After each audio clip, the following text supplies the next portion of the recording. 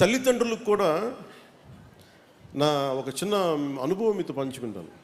చిన్నప్పుడు మా అమ్మ రోజు 6 గంటలకి లైట్ వేయగానే దండం పెట్టుకునేది.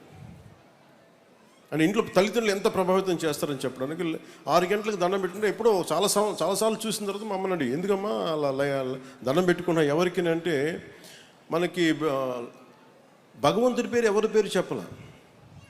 ఆవిడ అంది, మనకి థామస్ ఆల్వా ఎడిసన్కి ఆయనకి మన లైట్ బల్బ్ కనిపెట్టాడు కదా, ఆయన దండం పెడుతున్నాను.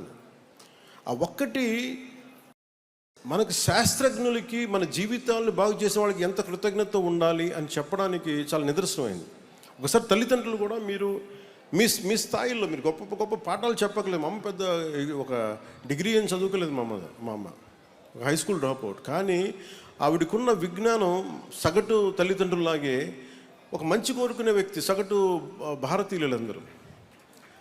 అందుకని మీలో కూడా అంత నిగూఢమైన శక్తి ఉంది. ఒకసారి మీరు అన్నీ సాధించలేకపోవచ్చు, మీరేం అనుకోలేదు, మేమేం సాధించలేదు అనుకోని పిల్లల్ని మీరు తగ్గించకండి.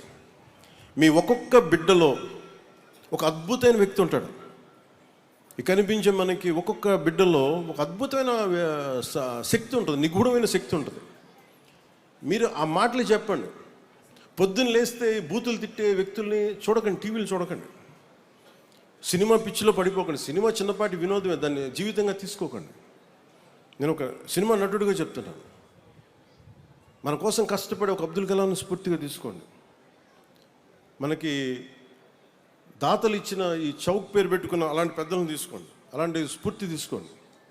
అందుకని మీరు అలాగే ఎవరైతే తోట రాఘవయ్య గారు ఉన్నారు, మీరు రోజు గుర్తుపెట్టుకోవాల్సింది, మన స్థలం వచ్చి ఆడుకుంటున్నప్పుడు ఒక దాత మనకి స్థలం ఇచ్చాడు, ఆయన చిన్న కృతజ్ఞత చెప్పుకోండి. మనం కూడా ఏదైనా మనం కూడా ఏదైనా చేయాలి. That's how we continue the cycle of give and take. అందుకే మీ అందరి దృష్టిలో పెట్టుకోండి. అలాగే మీ ఆలోచనలు, మీ ప్రవర్తన, మీ వ్యక్తిత్వం రేపటి మన దేశ భవిష్యత్తు నిర్ణయిస్తుంది.